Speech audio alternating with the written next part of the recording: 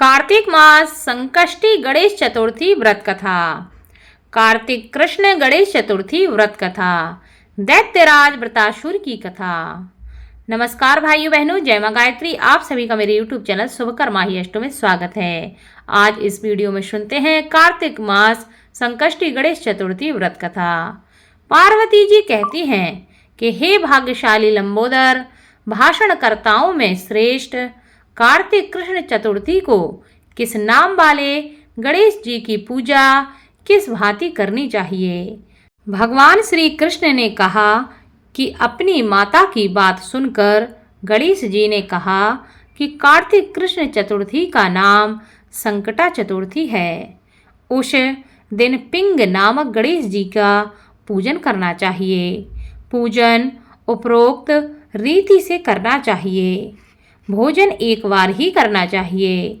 व्रत और पूजन के बाद ब्राह्मण भोजन कराकर स्वयं मौन रहकर भोजन करना चाहिए। मैं इस व्रत का महात्म्य कह रहा हूँ, सो सावधानी पूर्वक श्रवण कीजिए। कार्तिक कृष्ण संकट चतुर्थी को घी और उड़द मिलाकर हवन करना चाहिए। ऐसा करने से मनुष्य को सर्वसिद्धि प्राप्ति होती है। श्री कृष्ण जी ने कहा कि वृतासुर दैत्य ने त्रिभुवन को जीत करके संपूर्ण देवों को परतंत्र कर दिया। उसने देवताओं को उनके लोकों से निष्कासित कर दिया। परिणाम स्वरूप देवता लोग दसों दिशाओं में भाग गए। तब सभी देव इंद्र के नेतृत्व में भगवान विष्णु के शरणागत हुए। देवों की बात सुनकर विष्णु जी ने कहा कि समुद्री द्वीप में बसने के कारण भी निरापद होकर बलशाली हो गए हैं। पितामह ब्रह्मा जी से किसी देवों के द्वारा ना मरने का उन्हें वरदान प्राप्त है। अतः आप लोग अगस्त मुनि को प्रसन्न करें, वे मुनि समुद्र को पी जाएंगे। तब दैत्य लोग अपने पिता के पास चले जाएंगे। आप लोग सुखपूर्वक स्वर्ग में निवास करने लगेंगे। अतः आप लोगों का कार्य अगस्त मुनि की सहायता से ही पूरा होगा। ऐसा सुनकर सब देवगण अगस्त मुनि के आश्रम में गए और स्तुति द्वारा उन्हें प्रसन्न करने लगे। मुनि ने प्रसन्न होकर कहा कि हे देवताओं, डरने की कोई बात नहीं है। आप लोगों का मनोरथ निश्चित ही पूरा होगा। मुनि की बात से सब देवता अपने अपने लोक को चले गए।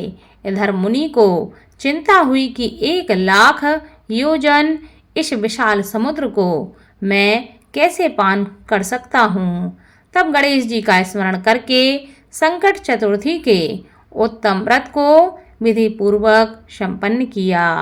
3 महीने तक व्रत करने के बाद उन पर गणेश जी प्रसन्न हुए। उसी व्रत के प्रभाव से अगस्त जी ने समुद्र को सहज ही पान करके सुखा डाला। यह उसी व्रत का प्रभाव था कि अर्जुन ने निवात कवच आदि संपूर्ण दैत्यों को पराजित कर दिया। गणेश जी की इस बात से पार्वती जी अत्यंत प्रसन्न हुई कि मेरा पुत्र विश्ववंध और सर्व सिद्धियों का प्रदाता है।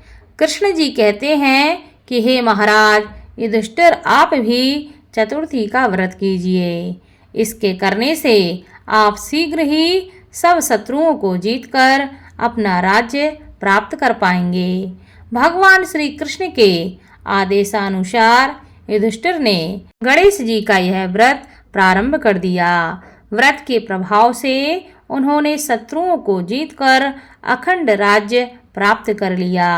केवल कथा श्रवण करने से ही हजारों अश्वमेध और सैकड़ों वाजपेयी यज्ञ का फल प्राप्त होता है।